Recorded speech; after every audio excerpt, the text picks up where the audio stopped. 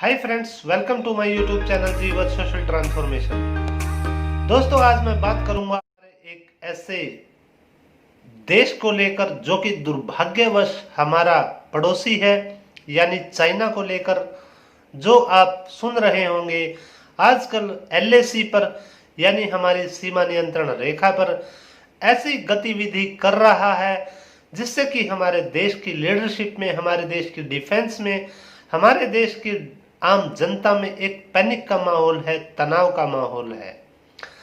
दोस्तों, ये बड़ी आश्चर्य की बात है कि जहां एक तरफ पूरा विश्व जो है इस कोरोना एपिडेमिक से जूझ रहा है, फाइट कर रहा है, वहां इकलौता कह सकते हैं विरले से विरलतम एक देश ऐसा है चाइना, जो इस पूरे विश्व से हटकर अलग ही कारनामे कर रहा है, अलग ही षड्यंत्र रच रहा है।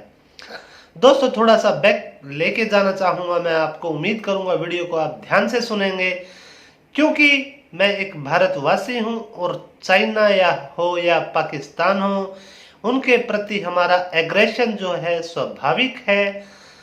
जो एग्रेशन हमारा पाकिस्तान के प्रति है, वही एग्रेशन हमारा चाइना के प्रति भी है, क्योंकि इस कोरोना एपिडेमिक का जो विस्तार, जो स्प्रेड चाइना ने किया, पूरे विश्व में किया, और मेरा तो ये दावा है इस चाइना ने पूरे विश्व की अर्थव्यवस्था को, पूरे विश्व का जो सर्वनाश करने वाला है ये चाइना है। इस वायरस का स्प्रेड करने वाला जो है वह चाइना है। बना चुका हूँ, आप पीछे जाकर देख सकते हो। तो मैं अब बात वर्तमान की करूंगा, आजकल की करूंगा। आजकल चाइना क्या कर रहा है? दोस्तों, आपको पता है इस कोरोना वायरस की एपिडेमिक के दौरान पूरे विश्व की हालत क्या है? जो अपने आप को वर्ल्ड लीडर कहता था, USA, United state of America, उसकी हालत क्या है? जो अपने आप को वर्ल्ड की लार्जेस्ट सेकंड मेडिकल साइंस की टेक्नोलॉजी में अपने आप को कहते थे हम सर्वोपरि है, चाहे वह इटली, चाहे वह जर्मनी, चाहे वह फ्रांस, उनकी हालत आप देख चुके हो। यानी पूरा विश्व इस कोरोना एपिडेमिक की महामारी से जूझ रहा है।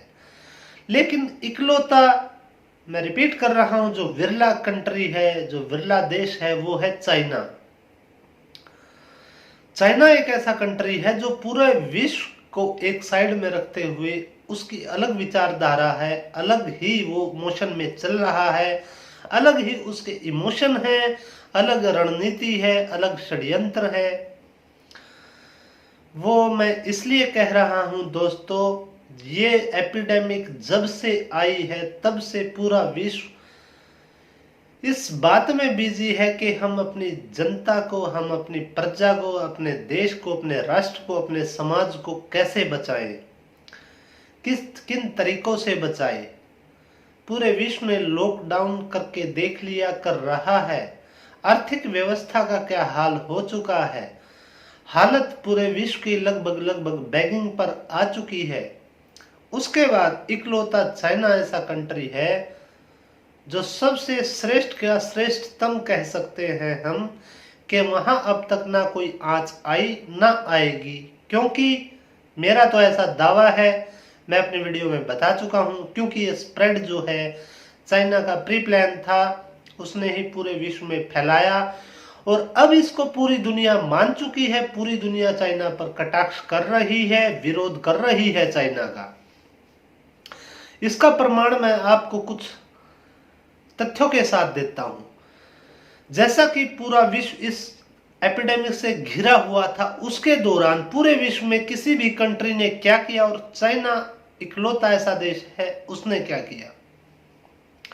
सर्वप्रथम इस एपिडेमिक के दौरान चाइना ने साउथ चाइना सी, जो कि एक विवादित क्षेत्र है जिस पर यूएसए व अन्य कई देश अपना प्रभुत्व दिखाते हैं, आजमाते हैं, जाहिर करते हैं, उस विवादित क्षेत्र में इस एपिडेमिक के दौरान, कोरोना की महामारी के दौरान चाइना युद्ध अभ्यास करता है। वो भी कोई प्री प्लान्ड युद्ध अभ्यास नहीं होता, बल्कि बड़े स्तर पर एक बड़े स्तर के युद्ध की तैयारी के आधार पर वो युद्ध अभ्यास होता है। वहां पर वह अपने फाइटर जेट यूज करता है, भारी वेपन यूज करता है। जानकारों से यह पता चलता है कि इसी दौरान उसने अपना एक परमाणु परीक्षण भी किया है, मिसाइल परीक्षण भी किया है। ये एक बात रही दोस्तों। इसके बाद चाइना का जो आक्रामक रुख है, वो ताइवान हो या हांगकांग हो, इन दोनों एरियाज, दोनों कंट्री के प्रति क्या रहता है, बड़ा आक्रामक रहता है। इन पर असहनीय बर्ताव करता है, इनके साथ इनका शोषण करता है, इनको अपनी बलपूर्वक जो है इनकी इच्छाओं को, इनकी आवाज को दबाता है, दबा रहा है और दबाता रहेगा।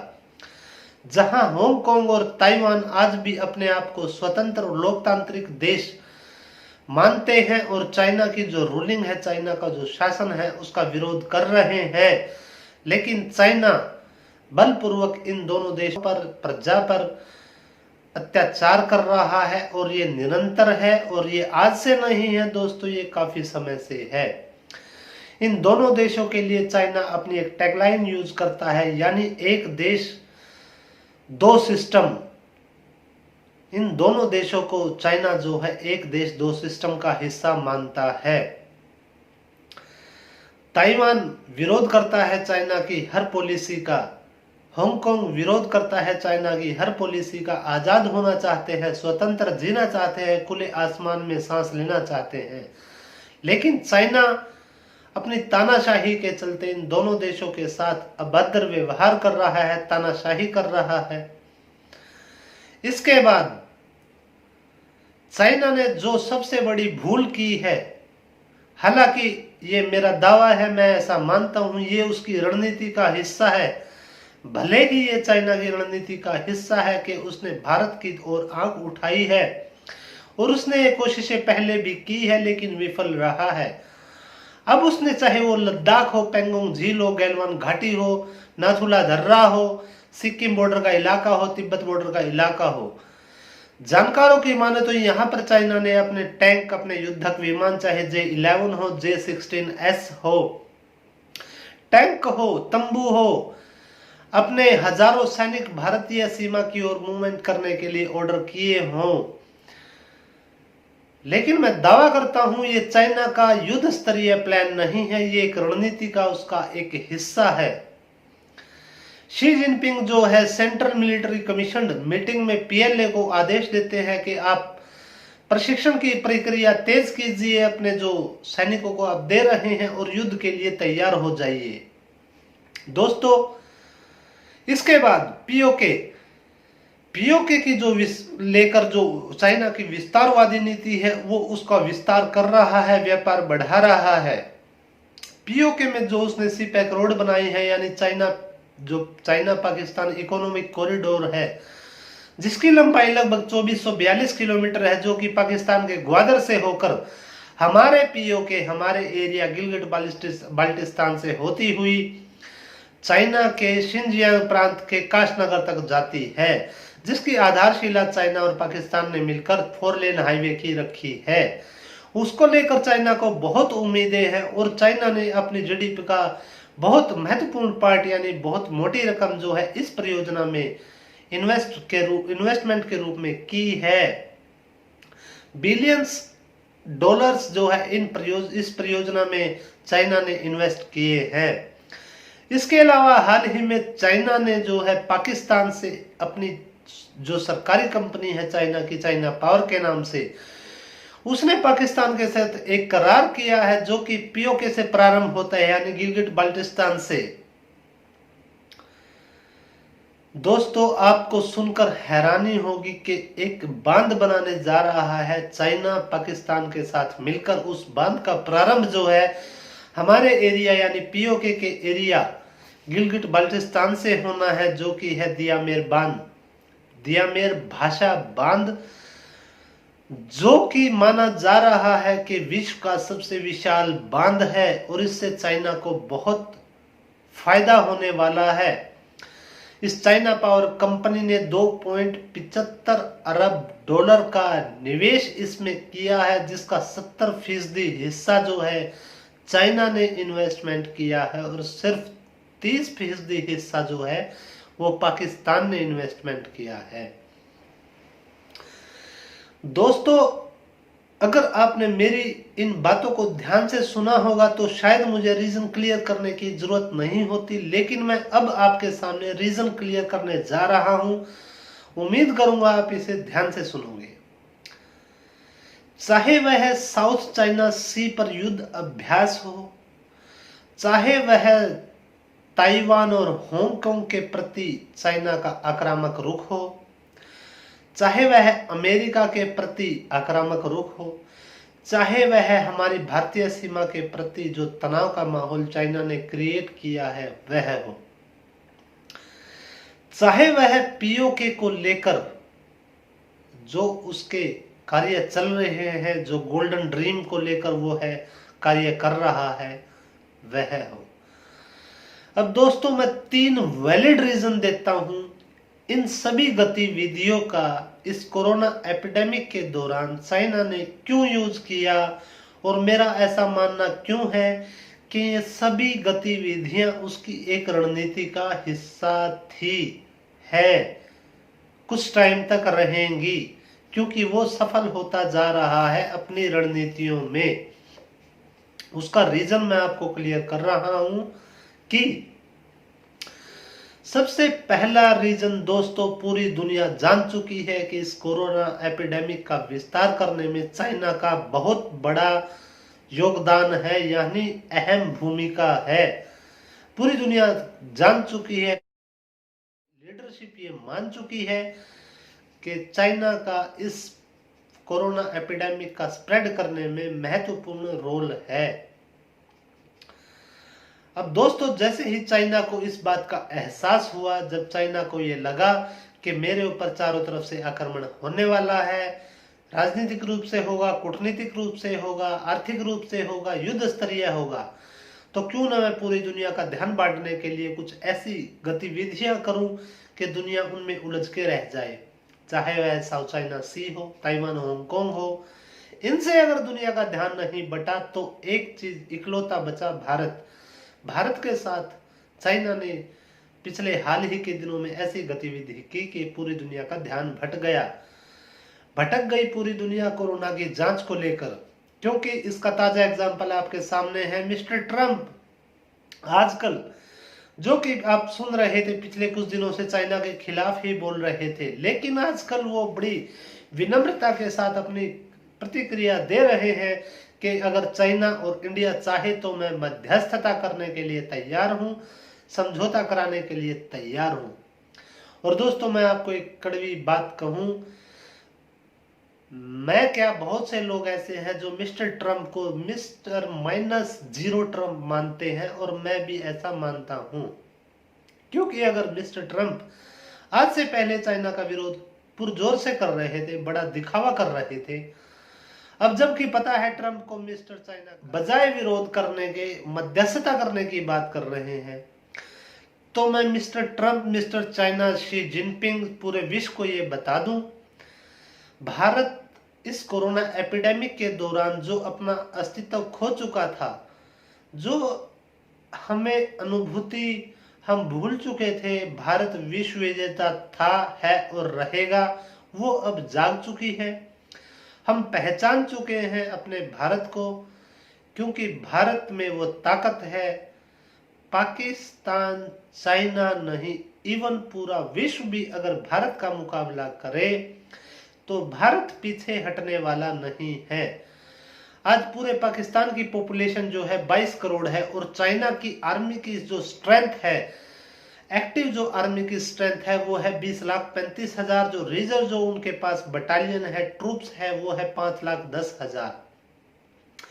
यानी चाइनीज आर्मी की जो स्ट्रेंथ है टोटल जो है, अगर रिजर्व को मिलाए हम तो 25,45,000।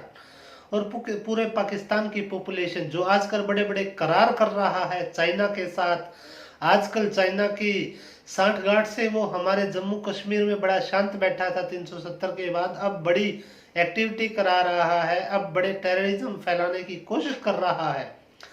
तो पाकिस्तान को मैं आगाह कर रहा हूं, आपकी पॉपुलेशन 22 करोड़ है, लेकिन मैं मानता हूं ऐसा इसमें बहुत से इनोसेंट लोग हैं और बहुत से ऐसी जनता है जो हिंदुस्तान को लाइक करती है और पाकिस्तान का विरोध करता है। तो दोस्तों मेरी उनसे माफी चाहूंगा, लेकिन ये मैसेज जो है पाकिस्तान और चाइना के लिए है।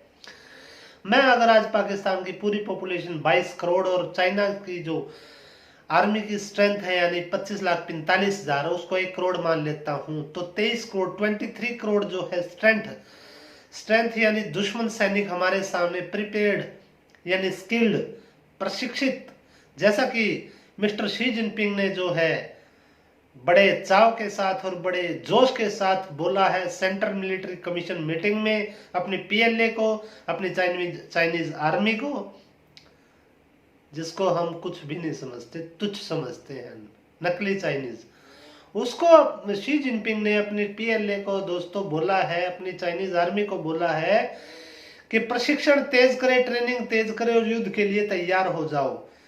विवाद हमारे साथ है, विवाद हमारे साथ खड़ा कर रखा है, जबकि विवाद ना के बराबर है, विवाद का कोई उद्देश्य नहीं है और ना हासिल होना है। मैं आने वाले समय में आपको दिखा दूंगा। लेकिन उसके बाद शी जिनपिंग ऐसे स्टेटमेंट देते हैं।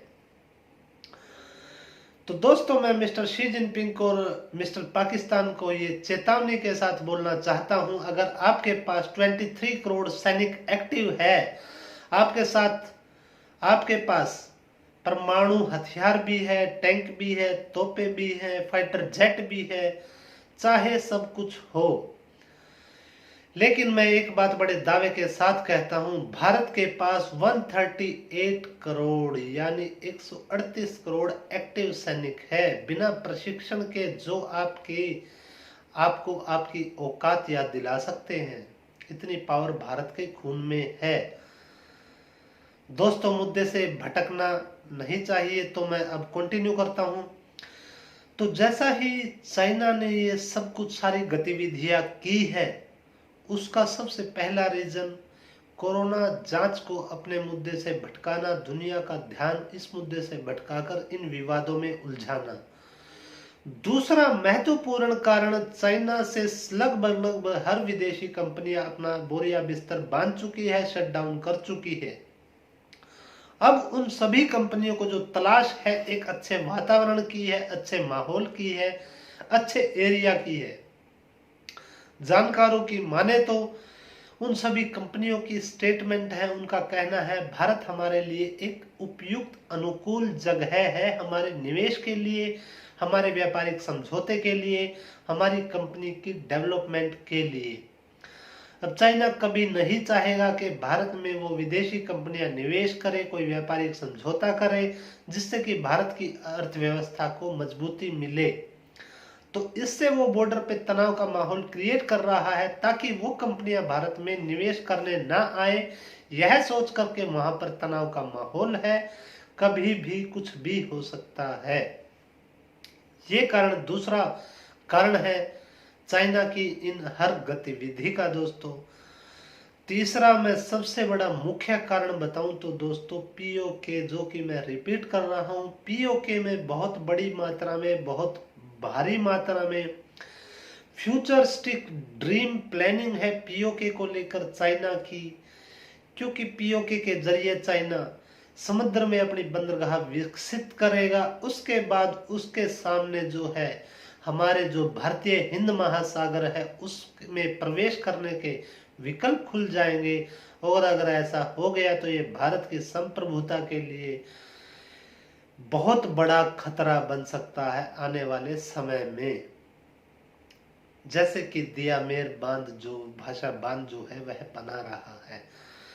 तो दोस्तों अब मैं आगाह करना चाहता हूं मिस्टर पाकिस्तान और मिस्टर चाइना को कि पीओके तो हमारे सीमा रेखाओं के अंदर बहुत जल्द आने वाला है, क्योंकि मैं अपनी लीडरशिप और अपने डिफेंस से भी रिक्वेस्ट करता हूं कि चाइना की चौकसी पे जो आप नजर रख रहे हो, उसकी गतिविधि पर ध्यान रख रहे हो, वो जरूरी है, लेकिन चाइना को इग्नोर करके उसकी गतिविधि पर नजर जरूर बनाए रखें। लेकिन हमें जरूरत है जल्द से जल्द पीओके को भारत में सम्मिलित करने की, क्योंकि ऐसा मेरा दावा है, अगर हम ऐसा कर पाते हैं तो हमारे बॉर्डर की किसी भी सीमा पर कोई भी टेररिस्ट एक्टिविटी, कोई भी ऐसा विवाद कभी खड़ा नहीं होगा।